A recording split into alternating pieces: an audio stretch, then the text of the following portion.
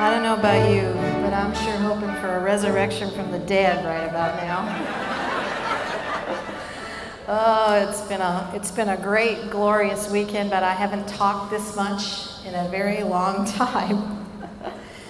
So I'm going to kind of wind it down from, I took on the temple for this weekend and tried to present different aspects of it, try to get you excited and interested in it, because I do believe the pattern of the temple is the key to the unity of the body of Messiah. Little history here in my studies. I did teach and study prophecy actually even when I became a believer, which I'm going to date myself here, it was 1979. And back at that time, there was the Messianic Jewish world, basically Jews for Jesus, and they sent Jews into churches, is pretty much how that worked. There was no Hebrew roots, nothing. And it was a very lonely place. I just began to study and recognize that immediately the gospel and the epistles needed to connect to their foundations in the Torah. Now I was raised in a conservative Jewish home, and so the only thing I knew was the Torah. I attended synagogue and went to camp and all that sort of thing. But I was fascinated by Revelation in 1979. It was like, that was the first book I read in the Bible. How ridiculous. Actually, after I read the whole thing cover to cover, I found Revelation to be the most compelling, and I didn't have a clue what it was talking about. So I kind of took it on, and I studied prophecy in the 80s and into the 90s, and I realized that I didn't know what I was talking about, and that everything I thought was wrong. So I, at that point, said, that's it, I'm done, I'm not teaching prophecy anymore, and I stopped. I thought, there's enough crazy people around to do it, why should I? And so I just put it down, and I actually even put down the book of Revelation for probably 12 years. Didn't really touch it too much. And then the story of the Titanic kind of made it all come back home. I'm sure that makes a lot of sense. I was always fascinated by the Titanic as a child, and I don't know if it's because when I went to camp, we'd sing camp songs about the Titanic going down, but I always remembered that. And I would always read everything about it, and it was just such an interesting story to me, all the different angles and aspects of it. And so I just would follow, and I was so excited in 1985 when Russ Ballard in his submersible found the Titanic. That was like one of the high moments. And of course the IMAX came out with the Titanic, and but they never could solve the problem of what happened. And so there was plenty of blame to go around. Captain Smith was drunk. The guys in the crow's nest left their post, and who knows what they did. The radio operator went to bed early. The rivets in the steel something was wrong. They were weakened for whatever reason. The captain of the California, for whatever reason, didn't go and help the Titanic. It just sat where he was in an iceberg field. On and on and on, all these different stories. Until I read and saw a documentary by a guy named Tim Moulton, and maybe some of you saw it. And what Tim Moulton did, which apparently nobody else did for 100 and some years, is he took all everything that everyone said about that night. Now there was 10,000 pieces of information that the guy went through. Not only that, but he went through all the logs of all the ships that passed by the Titanic that night, both before and after. So it was a pretty he really investigated the thing. What he discovered, and after talking to many eyewitness accounts, is that it was a very unique night on the Titanic. So the day it started out, it was very warm, and everyone's doing their thing on the decks, and the women, as the night came in, it got colder and colder. Like really quickly it got cold, so the women put on their fur coats. They described it as a starry night unlike any other, where the stars literally came down to the horizon and into the water. And they would see in the distance a haze or a mist, and as the ship was sailing towards it, they would never get to the haze or the mist. So he went through everything, and he finally figured out the mystery of the Titanic. So you can see on this slide, what happened was they came out of the warm Gulf water, and they moved into the Labrador Current, which was a cold water, and the cold air sunk underneath the warm air, and the warm air pushed it down. The night was one of the clearest nights ever on record, and what happened is it caused something called a cold water mirage. Light was refracting and bending, and this cold water mirage answered all the questions of all the strange things that happened. And so because ships that were in a distance they looked smaller than they were, so the captain of the California thought he saw another ship, because the Titanic was 850 feet long, and he thought he saw a ship that was 450 feet because the light was refracting. And because of that, he knew that no other ship other than the Titanic had a radio on board. So he didn't bother radioing because it wasn't the right ship. And the other thing that happened is it creates a false horizon. So if you can see in this particular slide, there's an actual horizon and there's a false horizon. That's where that haze is. And the iceberg was in between those two horizons. So the two guys in the front, normally they had about 12 miles to see an iceberg, and they could do what they needed to do. But because the iceberg didn't stick up above the horizon, because it was a false horizon, they saw the ship less than a mile, and there was no way they were going to avoid it. So the iceberg was basically obscured by this haze layer, and because this intense refracting of light. I'm going, this is like amazing. For me, it was like, this is fabulous. So now you can see the light refracting prevented the signals from being, they kept misreading one another. And so everything about that night was kind of this cold water mirage. All that to say, I think the book of Revelation is a cold water mirage. I really do. I think we've been looking at it all wrong. And we've been looking at it with the tools that we have, but we haven't looked at it from a first century understanding. And if anything, I say, you must understand what's going on in terms of the culture and the context. One of the most important aspects of the book of Revelation is it's all about the temple. And of course, since we know very little about it and we don't understand the symbols and the idioms, et cetera, we don't really get the whole picture. The book of Revelation, it's quite possible, and I can't prove this, and don't write me letters, okay?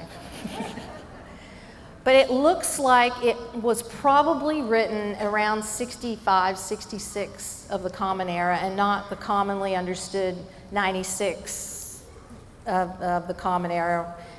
And I have one of my favorite scholars. Her name is Margaret Barker, and she's a scholar on steroids.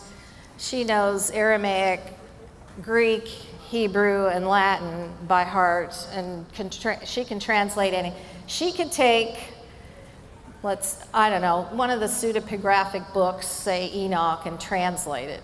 You're like, who does that? I just look at her work. But she understood something about it, and she has suggested that really the book of Revelation was probably written in Hebrew first. And that would be, if it was written, in fact, in 66, right before the revolt with Rome. She said that the stylistic nature of the book of Revelation is very Hebraic. So in the Torah, pretty much every verse starts with, and he said, and he did, and he went. And there's a letter vav, it's called a reversing vav because it changes the tense. But she said that the book of Revelation, if it was translated properly, would actually look just like that. And so said. There's all kinds of hints in the book of Revelation of, for example, liturgy, which I may talk about, I'm not sure. But there's hints of it in there, and the liturgy that relates to the temple, first temple period, actually, from the Psalms. So we've not really ever looked at the book from that sense, from its Hebraic nature, and that would kind of turn things upside down, don't you think?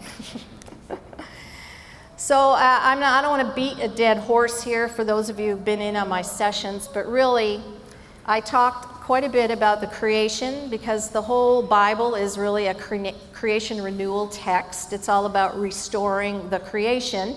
And the concept of the creation and the temple were one and the same. They were essentially synonymous terms. The whole Bible is about restoring the creation covenant. It's all about temple building. So in the beginning, a temple was built. It was essentially destroyed by the sin of Adam, and the rest of the story is about rebuilding the house. But the book of Revelation, then, is a creation renewal text. Through and through. All that symbolism is all about that. And of course, we don't understand the symbolism. And for example, the temple services are really renewal rituals that function in the context of a cosmic temple. Now, I don't want to get too esoteric here, but it brings it down home that if we understand that it's about the renewal of the entire creation, of the entire cosmos, which is a temple, the book of Revelation is all about that. The book of Revelation is both visions and their interpretations. Its ancient material has been interwoven with interpretations from some pre-Christian, some from Yeshua himself, but most from Christian prophets of the first and second generations. So honestly, if you're going to study the book, you had better go back to the time frame in which it was written and start looking at these sources. It seems clear to me that the Talmudim, or Yeshua's students, understood, once they recognized who he was as king, they began to understand all of this terminology. And so I maintain that which he gave to his Talmudim, he has given to us. And we have an obligation to try to understand it the best way we can. Listen, folks, I'm pretty well done with all the weird prophecy out there. It's not been helpful in my life. I don't need to be running around scared to death about whatever falling out of the sky. I think it's all a giant distraction. I know, as I said in another session, God is more concerned about your character than whether the Antichrist has the number 666. I don't really care. And so I don't want us to go off the deep end with this and running around following prophecy teachers. I want you to enter into the secret place with him every day. I really appreciated Jimmy Black's music. It just I almost fell asleep, okay?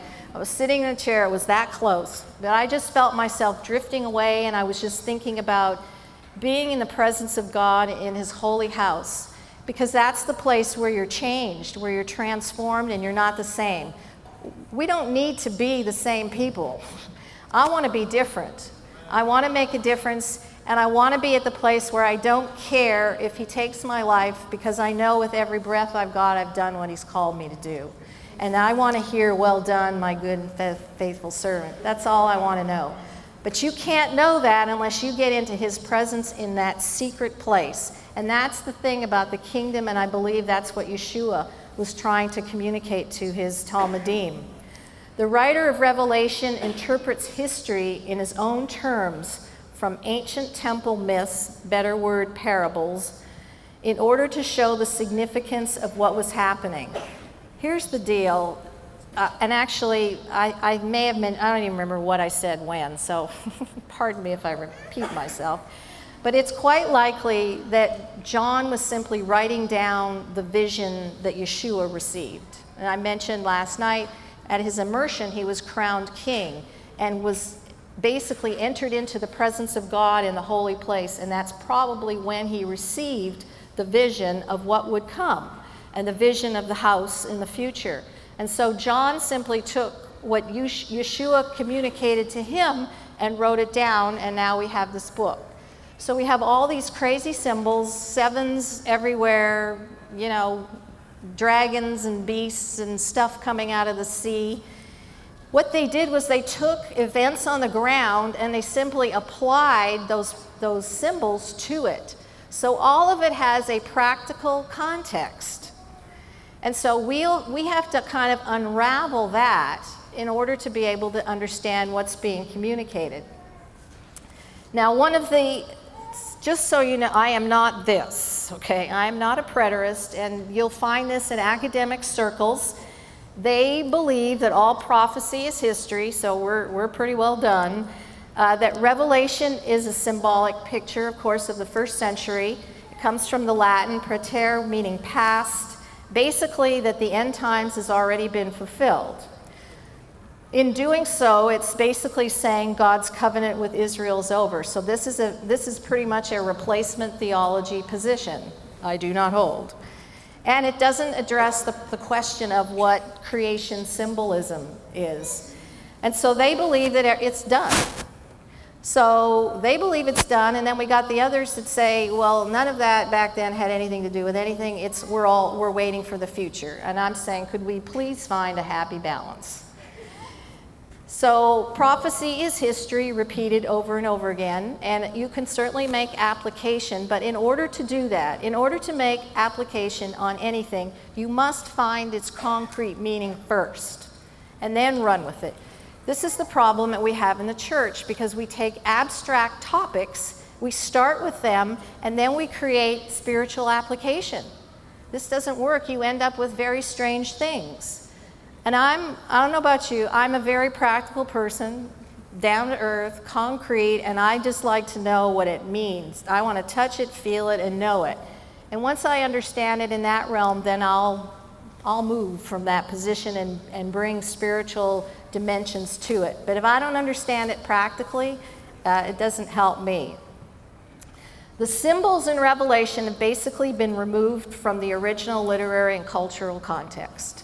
So therefore, we've put everything into our modern period of time, and we make all that application for today. So everything is about today. Everything, it's always about us, isn't it? We are the center of the universe, and we don't even consider what might have been going on in the first century. Understanding the temple will recover what the Bible teaches about creation and revelation. I believe this with all my heart, because there are so many things that are point to the temple. We've got incense services, we got menorahs, Yeshua appearing as high priest.